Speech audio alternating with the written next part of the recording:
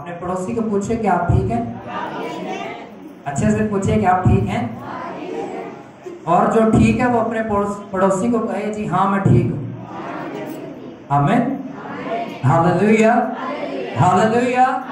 आज एक जिंदा ताली यीशु मसीह के लिए बजाइए।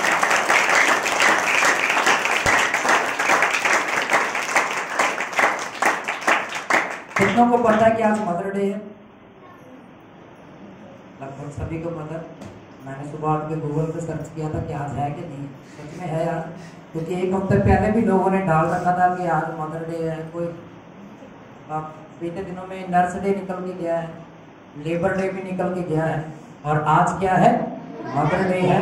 और जितनी भी माताएं इस जगह पर बैठी हैं, परमेश्वर आप सभी के ऊपर बड़ी आशीष दे। आमीन, हालेलुया। वैसे तो सुनने में माँ शब्द बड़ा छोटा है, क्या है?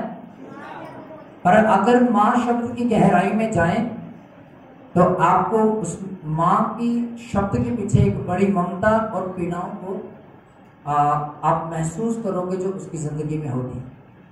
हालेलुया।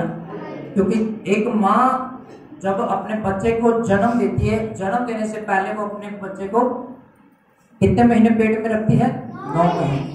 9 महीने के बाद जब उसका बच्चा जन्मता है, परमेश्वर के शाप के द्वारा उसकी पीड़ा 2 गुना बढ़ाई जाती है। कितने गुना? 2 गुना उसकी पीड़ा बढ़ा दी जाती है, ताकि परमेश्वर की वो वायदा, जो शाप परमेश्वर ने दिया, वो लोग समझ पाए कि पीड़ाएं होती क्या हैं और क्यों होती है। हालेलुया। ये दुनिया की किसी किताब में नहीं लिखा है, बल्कि एक ही किताब में लिखा है जिसका नाम है पवित्र बाइबल। हालेलुया। और इसमें हमें देखने को मिलता है श्राप और जीवन कहां से आए, दंड और मृत्यु कहां से आई। हालेलुया। आज जैसे मदर डे है, और आज हम बाइबल में से कुछ मदर्स के ऊपर विचार करेंगे, बात करेंगे। आमीन, हालेलुया। आज हम मूसा की माता के ऊपर और तिमुथियुस की माता के ऊपर बात करेंगे। जो मूसा जो करैक्टर है वो पुराने नियम का है, जो तिमुथी है वो नए नियम का है। हम इन दोनों ही करैक्टर के ऊपर आज चर्चा करेंगे। इससे पहले कि हम इस वचन को सुने, मैं आपको एक बात कहना चाहता हूं। जब हम गीत गा रहे थे तब परमेश्वर हमारी, सब बोलिए, और अब परमेश्वर बोलेगा, हम सुनेंगे। हालेलुया। जब वर्शिप हो रही थी तब कौन सुन रहा था? परमेश्वर। और अब परमेश्वर बोलेगा, कौन सुनेगा? अपने पड़ोसी को बोलो, ध्यान से सुनिएगा। Hallelujah, hallelujah. आइए आज हम सबसे पहले निकालते हैं गिनती की किताब, गिनती 26 अध्याय, उसके 59 वचन को, यानी कि 59 वर्ड्स को हम पढ़ेंगे। मैं आपके लिए पढ़ूंगा 59 को। यहां पर लिखा है, अरमाम की पत्नी का नाम योकेबेद है। वह लेवी के वंश की थी, जो लेवी के वंश में मिस्र देश में उत्पन्न हुई थी। वह अरमाम से हारून और मूसा और उसकी बहन मरियम को भी जनी। जो मूसा की माता थी, जो उसके माँ थी, जो उसका नाम क्या था? योकेबेद। क्या नाम था? योकेबेद। क्या नाम था उसका? योकेबेद। आपको पता है इस सोशल मीडिया के जमाने में ये जो मदर डे है बहुत ही ज्यादा फेमस कर दिया। क्या कर दिया? फेमस कर दिया है। किसने? सोशल मीडिया के जमाने में WhatsApp, Snapchat, Insta, Facebook, Twitter, अन्य और भी ऐसे प्लेटफॉर्म हैं जिनके ऊपर मदर डे बड़े ही अच्छे ढंग से मनाया जाता है, और लोग अपनी माताओं को याद करते हैं, उनकी ममताओं को याद करते हैं। खुद भूखे रहकर उसने अपने बच्चों को खाना दिया है। ऐसे भी मैंने देखे हैं कि एक माँ अपना पूरे दिन का खाना छोड़ के सिर्फ अपने बच्चों को खिलाती खाई। बाइबल में भी ऐसे कुछ करैक्टर हैं। जो मेन जो कैरेक्टर है आज हम उनके ऊपर बात करेंगे। मूसा की माता का नाम क्या था? योकेबेद। क्या नाम था? योकेबेद। और ये किसके वंश में से थी? लेवी के वंश में से। किसके वंश से? यज्ञेबेद जो थी गुलामी में, इसने दिन बिताए और मूसा को जन्म दिया। किसमें दिन बिताए? गुलामी में दिन बिताए। और किसको जन्म दिया? मूसा को जन्म दिया। और बाइबल कहती है वही मूसा जो पीड़ाओं में जन्मा था और अपनी माता के संघर्ष की बदौलत जीवित रहा, परमेश्वर के अनुग्रह के द्वारा जीवित रहा, वही मूसा जिसने 5 किताबें पहले उत्पत्ति से लेके व्यवस्था विवरण तक हमारे पास पहुंचाई, उसके ऊपर परमेश्वर के अनुग्रह से भरा हुआ हाथ था, उसकी कृपा परमेश्वर की मूसा के ऊपर थी। बाइबल में लिखा जब उसका जन्म हुआ तब उसके मुख के ऊपर लाली झलकती थी। क्या झलकती थी? लाली का मतलब समझते हैं? वो बहुत ही ज्यादा सुंदर था और बचपन से ही परमेश्वर की नजर उस पर थी। Hallelujah, hallelujah. क्या आपको विश्वास है क्या जब आपका जन्म हुआ तब परमेश्वर की नजर आपके ऊपर थी? कितने लोग विश्वास करते हैं? आप सभी हिंदी समझ पा रहे हैं अच्छे से? पंजाबी की जरूरत तो नहीं है, मैं बोलूंगा भी नहीं वैसे। बाइबल कहती है कि मिस्र के राजा फिरौन के द्वारा एक हुक्म जारी किया गया। वो हुक्म ये था कि जितने इस्राएलियों के लड़के हैं वो सारे मार दिए जाए। क्या कर दिए जाए? ऐसा क्यों कहा राजा फिरौन ने? क्योंकि उसने देखा कि जो इजरायली थे, जो परमेश्वर की प्रजा थी, वो दिन ब दिन बढ़ती जा रही थी, फलवंत हो रही जा रहे थे, और जो उनके कद काठी थी वो ऊंची थी, और जो उनका जो शरीर था वो सुडौल था, हट्टे कट्टे थे, उनकी हड्डियां हष्ट पुष्ट थी। इसीलिए राजा फिरौन डरता था इजरायलियों से कि ये तो दिन ब दिन बढ़ते ही जा रहे हैं और फलवंत होते चले जा रहे हैं और पावरफुल होते जा रहे हैं। और इसीलिए राजा फिरौन डर गया वहां पे, और उसने एक हुक्म जारी किया कि जितने इजरायलियों के लड़के हैं वो सारे क्या कर दिए जाएं?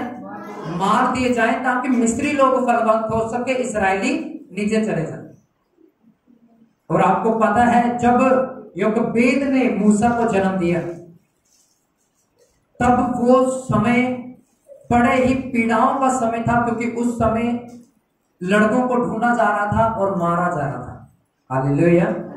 क्या किया जा रहा था? लड़कों को ढूंढ कर जो इजरायली थे उनको मारा जा रहा था, ताकि वो बढ़ ना सके, ताकि वो बचपन में ही मर जाए। और जब यज्ञेबेद ने अपना उसे जन्म दिया तब लिखा उसने 3 महीने तक उसे छिपा कर रखा। कितने महीने? चलिए मैं आपको पढ़ के बता देता हूं, विद रेफरेंस आपको बताता हूं। निर्गमन की किताब 2 अध्याय, पंजाबी में होगा कूच की किताब, हिंदी में है निर्गमन, पंजाबी में है कूच। 2 की मैं 1 आपके लिए पढ़ूंगा। यहां पर लिखा, लेवी के घराने के एक पुरुष ने एक लेवी वंश की स्त्री से विवाह कर लिया। वह स्त्री गर्भवती हुई और उसके एक पुत्र उत्पन्न हुआ।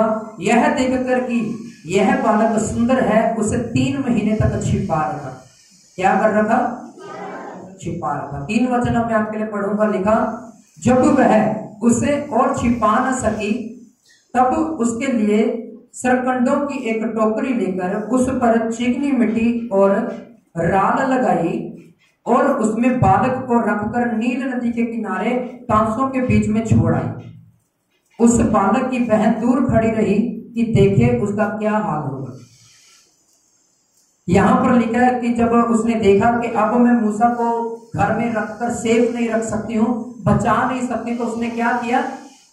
एक चिकनी मिट्टी का एक सरकंडा बनाया, एक टोकरी बनाई और चिकनी मिट्टी उस पर लगाई और उसको नील नदी के बीच में छोड़ दिया। 3 बातें मैं आज आपको यज्ञेबेद के बारे में बताऊंगा कि उसके अंदर क्या चीज थी और क्या आपके अंदर जो माताएं हैं जो इस जगह पर बैठी, जितनी माँ इस जगह पर बैठी है, जितनी माएँ हैं, जितनी मदर्स इस जगह पर हैं, या जिनके बेबी अभी गर्भ में है या आने वाले हैं, उनको कैसे जीवन जीना चाहिए आज हम आपको बाइबल में से बताएंगे। सबसे पहली बात जो यज्ञेबेद के अंदर थी वो दलेरी थी। क्या थी? दलेरी को हिंदी में क्या कहते हैं? क्या बोला? बहादुरी, हौसला या बहादुरी, कुछ भी। हालेलुया। यहोपेद ने फिरौन के विरुद्ध उठकर मूसा को बचाने का प्रयत्न किया। उसने ये नहीं देखा कि मेरी जान चली जाएगी इसमें, या फिरौन के सैनिक आएंगे और मुझे मार डालेंगे। उसने इस बात की परवाह नहीं की। उसने अपना जो उसका पुत्र था जो मूसा, उसको क्या किया, टोकरी में भरकर नील नदी में छोड़ दिया। और ये उसकी बहादुरी थी। उसने अपने जिगर के ऊपर पत्थर रख के, अपने दिल के ऊपर पत्थर रख के अपने पुत्र को क्या किया, नील नदी में छोड़ दिया। हालेलुया। और उसने फिरौन की आज्ञा के विरुद्ध खड़े होकर उसका सामना किया और अपने पुत्र को नील नदी में छोड़ के परमेश्वर के हाथ में कर दिया। Hallelujah, hallelujah. अगर हमारी जिंदगी में ये बात नहीं, जितनी मदर्स इस जगह पर हैं, जितनी माताएं इस जगह पर हैं, आपको इस कैरेक्टर से, इस चरित्र से एक सीख लेनी चाहिए कि जितनी माताएं हैं उनको अपने बच्चों के प्रति, वैसे तो होती ही हैं, ऐसी बात नहीं है कि कोई माँ अपने बच्चे को सेफ नहीं रखती है, सब माताएं अपने बच्चों को सेफ रखने की कोशिश करती हैं। पर कई बार ऐसी सिचुएशंस होती हैं, जैसे मैंने आपको पहले कुछ महीने पहले प्रचार में बताया था कि एक लेडीज थी और उसके 6 बच्चे थे और उसने अपने 5 बच्चों को मार के खा लिया था। क्या कर लिया था? मार के उन्हें खा लिया था। मैं नहीं जानता कि उसमें क्या था, दुष्टात्मा थी, उसकी हैबिट थी या क्या थी, मैं उनका न्याय नहीं कर सकता। पर जो न्यूज आई थी, और वो न्यूज फेक नहीं थी, वो असल थी, और ये झारखंड की न्यूज थी। हालेलुया। और कहने का मतलब ये है कि हम अपने बच्चों को प्रयत्न करें कि उनको सेफ रख सके, अपनी प्रार्थनाओं के द्वारा, अपने उपवास के द्वारा, परमेश्वर के साथ संगति में एक मन होकर बिताने के द्वारा हम अपने बच्चों को सेफ रख सकते हैं। ये सबसे बड़ी खूबी थी योकोबेद में जो हमें यहाँ पर देखने को मिली। उसने क्या किया, राजा फिरौन की आज्ञा का उल्लंघन करके अपने बेटे की जान को बचाया और अपनी जान की परवाह नहीं की। हालेलुया। दूसरा पॉइंट हमें देखने को मिलता है कि योकोबेद के पास एक योजना थी। क्या थी? जो सो रहे हैं वो बोले हालेलुया, जो जाग रहे हैं वह बोले हालेलुया। थोड़ा धीमी आवाज में बोलिए हालेलुया, और धीमी आवाज में बोलिए हालेलुया। नींद उड़ गई? कितनों को नींद आ रही है? ईमानदारी से बताइएगा, कितनों को आ रही है नींद? नहीं आ रही। सोए हम मैं 4 बजे, ये तो 12-1 बजे सो गए, हम सोए 4-5 बजे। चलिए ध्यान से सुनिए। निर्गमन की किताब 2 अध्याय उसके 3 वचन को मैं अब आपके लिए पढ़ता हूं। आप बोर तो नहीं हो रहे? देखिए यहां पर जो योकोबेद है उसके जीवन में एक योजना थी अपने बेटे को बचाने के लिए। क्या थी? सबसे पहला उसका जो हमें गुण देखने के लिए मिलता है वो क्या था कि उसने अपने बेटे को बचाने के लिए राजा की परवाह नहीं की, सैनिकों की परवाह नहीं की। उसके अंदर दिलेरी थी, वो साहसी थी, वो निडर थी। हालेलुया। और दूसरी बात, उसके पास योजना थी कि अपने बेटे को किस तरह से सेव करना है, अपने बच्चे को किस तरह से बचा के रखना है। हालेलुया।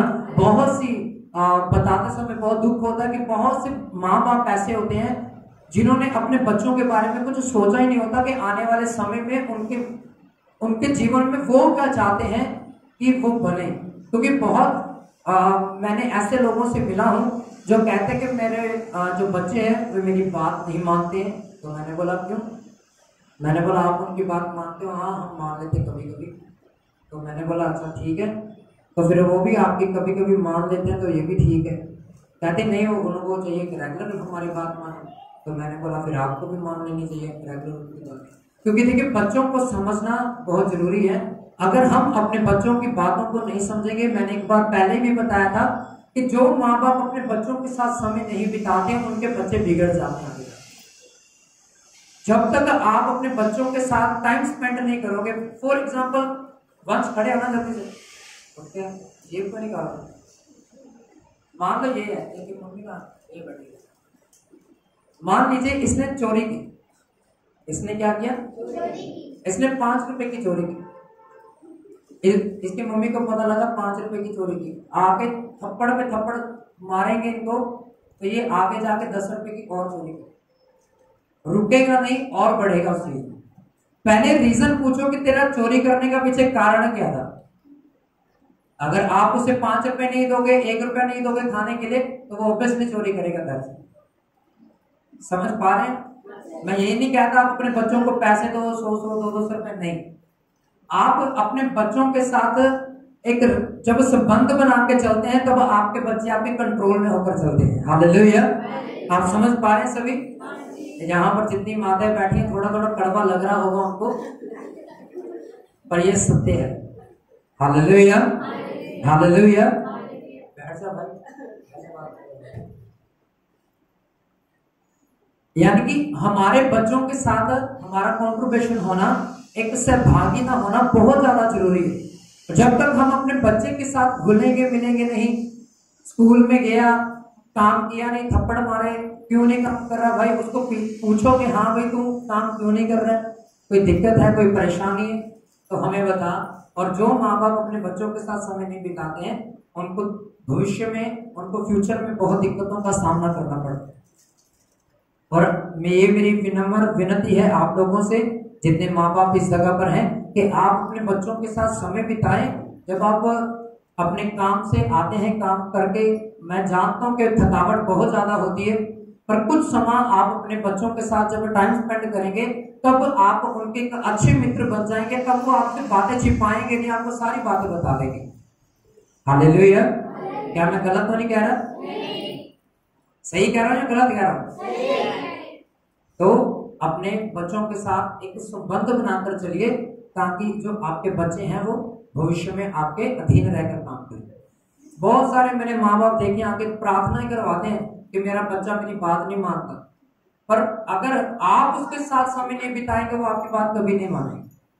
अगर आप उसे नहीं समझेंगे, क्योंकि वो बच्चा है, आप बड़े हैं, आपको समझना चाहिए उसकी बातों, ना कि आपके बच्चे आपकी बात समझे।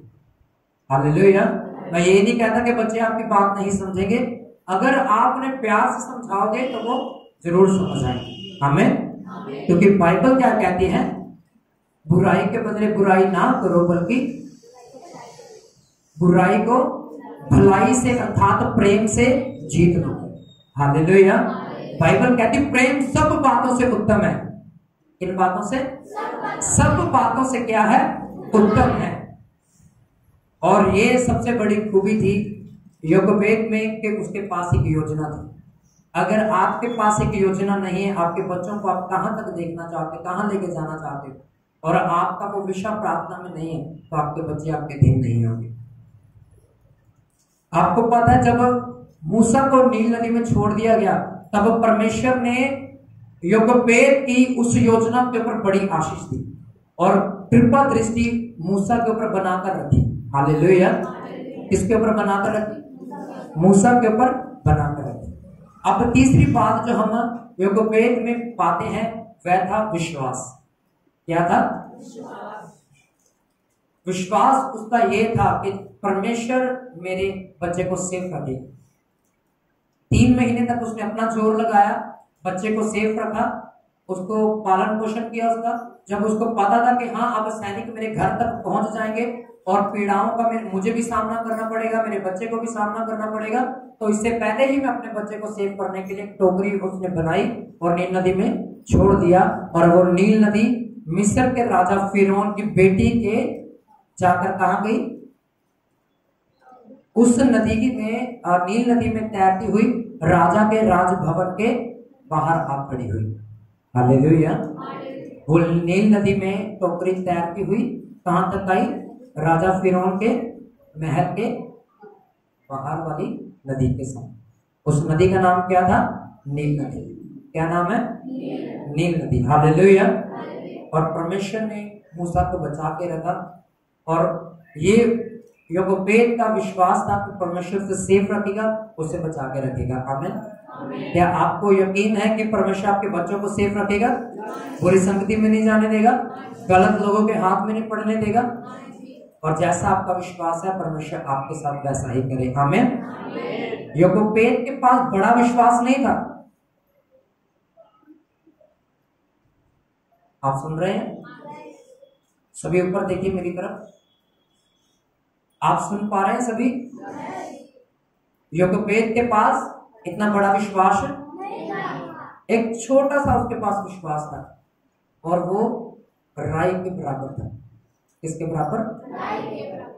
और परमेश्वर ने उसके विश्वास को देखकर उसके बेटे मूसा को सेफ रखा। और आज भी मूसा का प्रचार हम करते हैं और सुनते हैं। हालेलुया। बाइबल में लिखा, परमेश्वर ने खुद कहा, गिनती की किताब में, व्यवस्था विवरण की किताब में परमेश्वर ने मूसा के लिए बोला, इसके जैसा ईमानदार, वफादार और बुद्धिमान पुरुष मैंने पूरे इस्राएल में नहीं देखा। हालेलुया। क्यों? क्योंकि यहोपेत की आशीष मूसा के ऊपर आ चुकी थी। हालेलुया।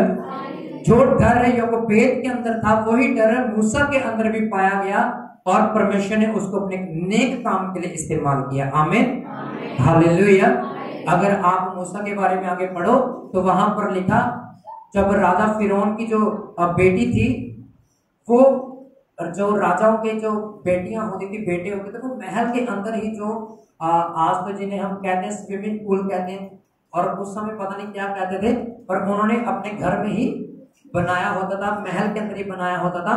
और वो जो रानियां थी, जो राजे थे, उनके बेटे बेटियां थे, वो उसी जगह पर जाके नहाते थे। और उस समय परमेश्वर ने राजा फिरौन की बेटी के मन में डाला कि आज तुम राजभवन के बाहर जाके नहा। और बाइबल में लिखा, वो राजभवन के बाहर गई, अपने महल को छोड़ के बाहर नहाने के लिए गई, और ये परमेश्वर की योजना थी। हालेलुया। हालेलुया।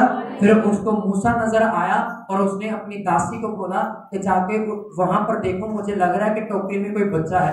और सच में उसने जब देखा, मूसा उस टोकरी में था और वो राजा फिरौन की बेटी के पास उसे लेकर आई। और राजा फिरौन की बेटी ने उस अपनी दासी से कहा, इसके लिए कोई ऐसी स्त्री ढूंढो जिसको दूध पिला सके। और वो दूध पिलाने वाली उसकी माँ थी। हालेलुया। परमेश्वर ने उसकी माँ को ही उस जगह पर भेजा उसको दूध पिलाने के लिए। आमीन। जब आप कुछ इस तरह से काम करते हैं जो बिब्लिकल होता है, परमेश्वर की योजना के मुताबिक होता है, परमेश्वर आपको भी फलवंत करता है और आपके बच्चों को भी फलवंत करता है। आमीन। और अब जो दूसरा कैरेक्टर है वो है तीमुथियुस की माता, और उसका नाम है यूनिके। क्या नाम है उसका? यूनिके। आइए हम नए नियम में चलते हैं, दूसरा तीमुथियुस की किताब, और उसके 1 अध्याय को हम पढ़ेंगे और उसके 4 वचन में लिखा।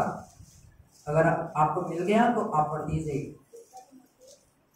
1 अध्याय उसका 4 वचन।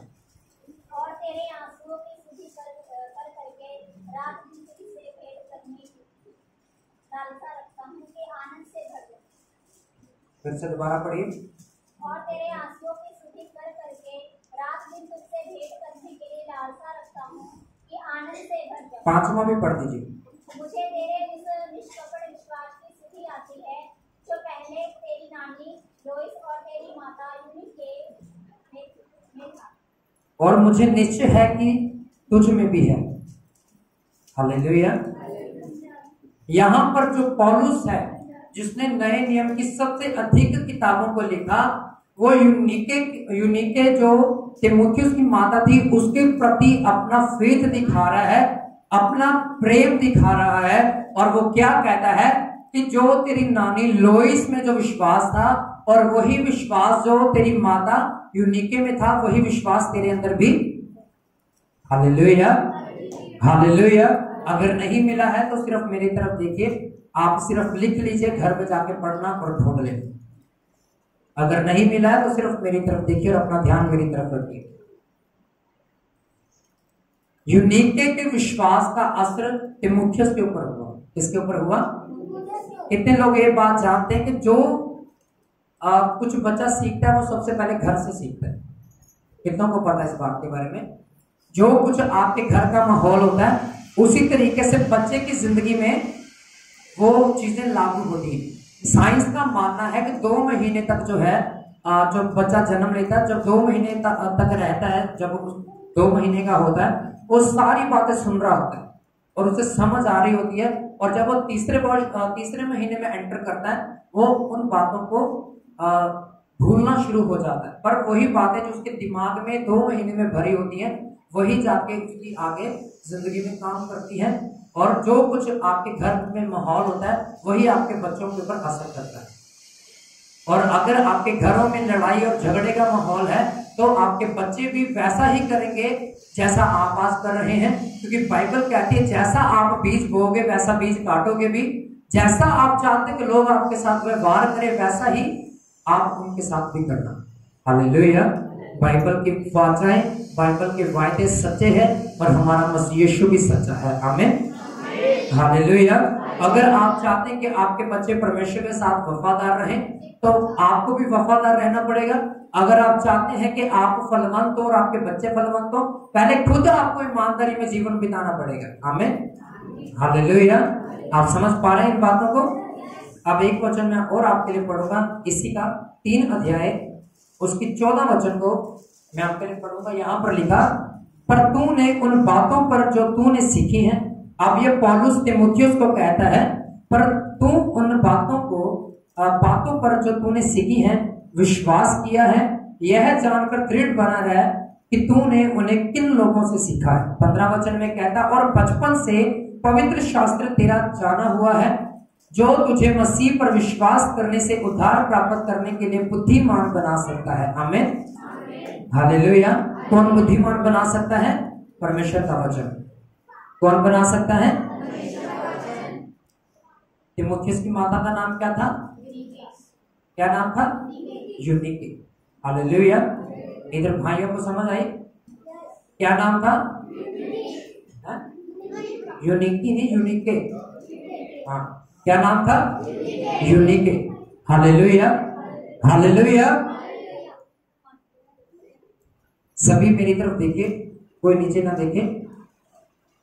आपको पता है कि तीमुथियुस को स्टार्टिंग से ही, शुरुआत से ही ऐसी तालीम दी गई जो परमेश्वर के वचन के ऊपर आधारित थी। किसके ऊपर आधारित थी? आधारित का मतलब है जो परमेश्वर के वचन के ऊपर निर्भर करती थी। वही तालीम, वही बातें उसे सिखाई गई जो परमेश्वर का वचन करने के लिए कहता था।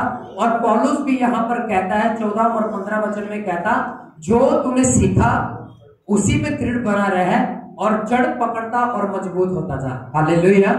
15 वचन में वो क्या कहता है? वो कहता है, बचपन से पवित्र शास्त्र से तेरा जाना हुआ, जो तुझे मसीह पर विश्वास करने से उद्धार प्राप्त करने के लिए बुद्धिमान बना सकता है। आमीन। बहुत सारे माँ बाप हैं, बड़े गर्व के साथ कहते कि मेरा बच्चा बहुत चालाक है, मेरा बच्चा, वो तो खुद यूट्यूब निकाल लेता है, सर्च कर लेता है, कार्टून देख लेता है, गीत सुन लेता है उसमें। कहते कि नहीं कहते?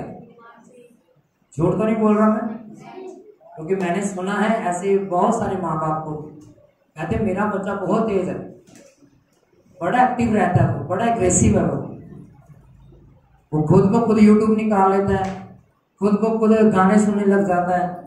बचपन से ही आपने उसे फोन दे दिया तो वैसा ही, अगर आपने बचपन से ही उसे परमेश्वर के वचन की तालीम देनी शुरू की होती, तो आपका जो बच्चा है वो बाइबल पकड़ के बैठता, अपने घुटनों के बल पे बैठता, हालेलुया, और आपके लिए प्रार्थनाओं को करता। आमीन।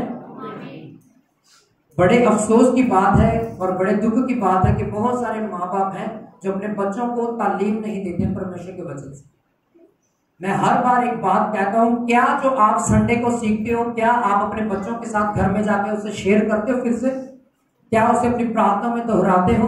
क्या आप कहते हो परमेश्वर के सामने कि परमेश्वर जो वचन आज मैंने सीखा है, ये वचन मेरे और मेरे बच्चों की जिंदगी में पूरा होना चाहिए, हमारी जिंदगी में फलवंत होना चाहिए।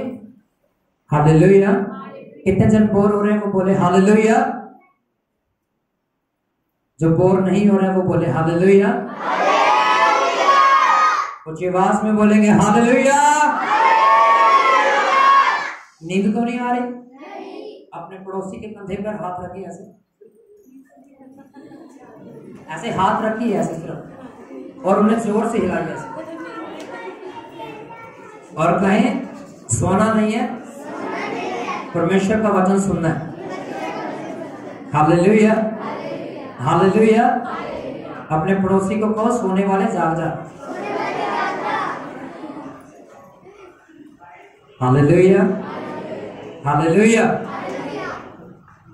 याद रखें, जब तक आप अपने बच्चों को परमेश्वर के वचन में से तालीम नहीं देंगे, शिक्षाओं को नहीं देंगे, आपके बच्चे कभी भी आपकी बात नहीं मानेंगे, आपके साथ कभी प्रार्थना करने के लिए नहीं बैठेंगे। अगर आपकी सहभागिता, आपकी संगति आपके बच्चों के साथ नहीं है, आपके बच्चे आपकी नहीं मानेंगे और नहीं सुनेंगे। आप जितना उन्हें मारेंगे, जितना उनकी पिटाई करेंगे, वो उतना ज्यादा ढीठ होकर चले जाएंगे। और उनके मन को बदलने के लिए एक हथियार आपके अंदर है, वो है प्रार्थना। क्या है? क्या है? हालेलुया। तो आज से याकूबेद की तरह जो माए हैं, मैं उनसे आग्रह करता हूं कि याकूबेद की तरह बने। जैसे कि उसमें पहली बात क्या थी? दलेरी थी। दूसरी बात लिखा क्या? योजनाएं थी। तीसरी बात विश्वास था। हालेलुया। और जो यूनिके थी, सबसे पहले उसकी जो खूबी थी, वो अपने बच्चे को यानी कि तीमुथियुस को उसने शुरुआत ही से परमेश्वर के वचन से तालीम दी। और पौलुस 15 वचन में कहता है, बचपन से ही पवित्र शास्त्र में से तेरा जाना होगा। हालेलुया। यानी कि तू पवित्र शास्त्र में से होकर निकला है, तूने परमेश्वर की आज्ञाओं को जाना है और इसी के अनुसार चलता जा, तू और तेरा घराना फलवंत होगा। आमीन, हालेलुया। मैं आपसे भी यही कहना चाहता हूं, आप और आपका घराना तब ही फलवंत होगा जब हम परमेश्वर के वचन में होकर चलेंगे। आमीन, हालेलुया, हालेलुया। आइए हम सभी अपनी आंखों को बंद करें। सामर्थ्य परमेश्वर, धन्यवाद देते हैं प्रभु यीशु के नाम से हम प्रार्थना करते हैं। आपका वचन कहता, जो तुम मेरे स्वर्गीय पिता से मेरे नाम से मांगोगे वो तुम्हारे लिए हो जाएगा। आज मैं खुदावंद, जितनी बहनें इस जगह पर हैं और जिनके बेबी हैं, जिनके बच्चे हैं, प्रार्थना करता हूं इन्हें अच्छी तालीम देने वाले बना, ताकि खुदा जैसे खुदावंद यहोवा यूनिके ने खुदा अपने बेटे तीमुथियुस को और याकूबेद ने खुदा मूसा को खुदावंद यहोवा अहम भूमिकाएं खुदावंद उन्होंने बाइबल में निभाई, ये भी अपने बच्चों की जिंदगी में अहम भूमिकाएं निभा सके। इनके करैक्टरों को शुद्ध करे, अपने पवित्र लोगों से धोकर इनकी बुद्धियों को और बढ़ाइए, फलवंत करें, ताकि खुदा ये अपने जीवन का और अपने बच्चों का सही ढंग से संचालन करने वाले बने। और मैं प्रार्थना करता हूं, जैसे आपका वचन कहता है, हे बच्चे वालों, अपने बच्चों की सुधि लो और उन्हें ढूंढाड़ो ना, उन्हें उनका तिरस्कार ना करो, बल्कि प्रेम से उन्हें समझाओ और परमेश्वर के प्रेम में उनको बढ़ाओ। आज मैं प्रार्थना करता हूँ यीशु के नाम से, वो प्रेम इनकी जिंदगी का हिस्सा होने पाए। अंधकार की वो शक्तियां जो इनके बच्चों के मस्तिष्क को, उनके माइंड को जकड़ के बैठी हैं, आज मैं यीशु के नाम से कमांड करता हूँ, फ्री हो जाए नेम ऑफ जीसस। अपना हाथ बढ़ा और अपने बच्चों को आजाद कर मेरे खुदावंद, क्योंकि तेरा वचन कहता, बच्चे तेरे और साथ और तेरी ओर से हैं और वो तेरे दिया हुआ एक वरदान है। मैं प्रार्थना करता हूँ खुदा, इस कलीसिया में आने वाला हर एक वो बच्चा मूसा की तरह प्रभावशाली बने, यहोशू की तरह प्रभावशाली बने और तेरा नाम महिमा पाए। मेरे खुदा, प्रार्थना करते सारी महिमा, सारा आदर आपके नाम को देते हुए यीशु के नाम से इस दुआ को मांगते हैं और पा लेते हैं। आमीन।